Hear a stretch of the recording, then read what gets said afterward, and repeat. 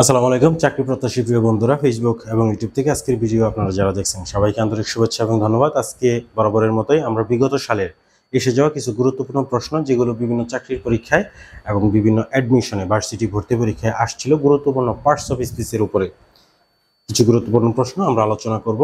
1 নম্বর প্রশ্ন এটা আসছিল খাদ্য অধিদপ্তর খাদ্য পরিদর্শক 2021 সালে আসছিল, এবং রাজশাহী ইউনিভার্সিটি ইউনিটে 2018-19 সালে প্রশ্নটা আসছিল। এই প্রশ্নটা হচ্ছে যে সেলডম কোন পার্টস অফ স্পিচ, এটা আপনাকে অ্যান্সার করতে হবে। সেলডম হচ্ছে একটা এমন একটা ওয়ার্ড যেটা জন্মগতভাবেই একটা অ্যাডভার্ব। কিছু কিছু ওয়ার্ড আছে যেগুলো হচ্ছে নিঃসন্দেহে সেন্টেন্সের যে কোনো জায়গাতেই বসুক না কেন সেগুলো অ্যাডভার্ব, যেমন সেলডম, ইয়েট, আপনার হচ্ছে এগো, লং এগো, ইয়েস্টারডে, নেভার, ইভার। এই ধরনের কিছু ওয়ার্ড আছে যেগুলো জন্মগতভাবেই কিন্তু অ্যাডভার্বের কাজ করে, সেন্টেন্সের যে কোনো জায়গায় বসুক না কেন। সো সেলডম ওয়ার্ডটা হচ্ছে একটা অ্যাডভার্ব। 2 নম্বর প্রশ্নটা আসছিল আপনার SPCBD 2021 সালে আসছিল। এখানে প্রশ্নটা হচ্ছে honesty is the best policy. Honesty কোন পার্টস অফ স্পিচ? অনেস্টি কোন পার্টস অফ স্পিচ? দেখেন, যে ওয়ার্ডের শেষে TY থাকবে সেগুলো কিন্তু নর্মালি হচ্ছে আপনার নাউন হয়, অনেস্টি।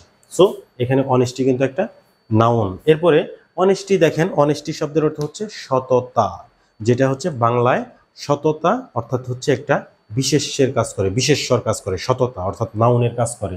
এটাকে আপনি যদি অ্যাডভার্ব করেন তাহলে অনেস্ট, সৎ, তখন এটা অ্যাডজেক্টিভ। আবার এটাকে আপনি অ্যাডভার্ব করতে পারেন অনেস্টলি, এলওয়াই যুক্ত করে, অনেস্টলি মানে সততার সাথে। তো এইভাবে পার্টস অফ স্পিচের পরিবর্তন হয়। অনেস্টি হচ্ছে সততা, যেটা নাউন। 3 নম্বর প্রশ্নটা আসছিল মাধ্যমিক ও উচ্চ শিক্ষা অধিদপ্তর 2021 সালে। এই 3 নম্বর প্রশ্নটা আসছিল প্যাশেন্স ইজ এ ভার্চু, মানে হচ্ছে ধৈর্য একটা গুণ। প্যাশেন্স কোন পার্টস অফ স্পিচ? যে ওয়ার্ডের শেষে সিই থাকবে সেগুলো নাউন হওয়ার চান্স খুবই বেশি। সো এই ওয়ার্ডটা হচ্ছে একটা নাউন, প্যাশেন্স। আবার আপনি বাংলা অর্থ দেখেন, প্যাশেন্স মানে হচ্ছে ধৈর্য, প্যাশেন্ট মানে হচ্ছে ধৈর্যশীল, এটা অ্যাডজেক্টিভ, কিন্তু প্যাশেন্স হচ্ছে ধৈর্য, যেটা একটা নাউন। এরপরে 4 নম্বর প্রশ্নটা আসছিল বাংলাদেশ প্রকৌশল অধিদপ্তর 2021 সালে। এই 4 নম্বর প্রশ্নটা আসছিল ডাউন ওয়েন্ট দ্য টাইটানিক। এখানে জানতে চাওয়া হয়েছে আপনার কাছে যে ডাউন এটা কোন পার্টস অফ স্পিচ। দেখেন, ডাউনের পরেই আছে ওয়েন্ট, ভার্ব।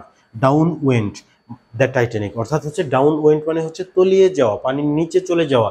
তাহলে গিয়েছিল কোথায়? কোথায় গিয়েছিল? ডাউন, নিচে, তলায়, মানে নিচে চলে গিয়েছিল, তলিয়ে গিয়েছিল। তাহলে এই ভার্বকে কিন্তু মডিফাই করতেছে ডাউন, যে গিয়েছিল কোথায়? ডাউন, নিচে। তাহলে এই যে ডাউন ওয়ার্ডটা, এটা এই ভার্বকে মডিফাই করতেছে বা বর্ণনা করতেছে, এই ভার্বের সাথে গভীর একটা সম্পর্ক আছে। সো এটা হচ্ছে একটা অ্যাডভার্ব। আপনারা জানেন নাউন প্রোনাউন বাদ দিয়ে অন্য কাউকে যদি মডিফাই করে, বর্ণনা করে, তাহলে সেটা অ্যাডভার্ব হয়। এটা নাউন প্রোনাউন না, এটা হচ্ছে একটা ভার্ব। সো ভার্বকে মডিফাই করতেছে, এই জন্য এটা হচ্ছে একটা অ্যাডভার্ব। আমাদের এখানে কারেক্ট অ্যান্সার। এরপরে সর্বশেষ 5 নম্বর প্রশ্ন আসছিল রাজশাহী ইউনিভার্সিটিতে আপনার হচ্ছে সি ইউনিটে 2020-21 সালের ভর্তি পরীক্ষায় আসছিল the class was held online. Online কোন পার্টস অফ স্পিচ? এটা আপনাকে অ্যান্সার করতে হবে। এইটা দেখেন যে হেল্ড মানে হচ্ছে অনুষ্ঠিত হওয়া, যেটা হচ্ছে ভার্ব। হেল্ড অনলাইন কোথায় অনুষ্ঠিত হয়েছিল? তাহলে হেল্ড মানে হচ্ছে অনুষ্ঠিত হওয়া, অনুষ্ঠিত হয়েছিল। এই হেল্ড ভার্ব সম্পর্কে আরো অতিরিক্ত তথ্য দিচ্ছে যে অনলাইন মানে অনলাইনে অনুষ্ঠিত হয়েছিল, হেল্ড হয়েছিল, অনুষ্ঠিত হয়েছিল, ভালো কথা।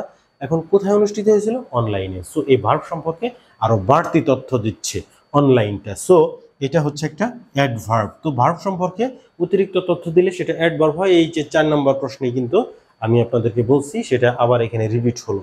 তো আজকের ভিডিও আপনাদের যদি ভালো লাগে লাইক, কমেন্ট, শেয়ার করেন। ফেসবুক এবং ইউটিউব থেকে ফলো এবং সাবস্ক্রাইব করেন। আজকের ভিডিও দেখার জন্য আপনাদেরকে অসংখ্য ধন্যবাদ। খুব শীঘ্রই আপনাদের সাথে আরো একটা ভিডিওতে দেখা হবে। Thanks for watching this video. আল্লাহ হাফেজ।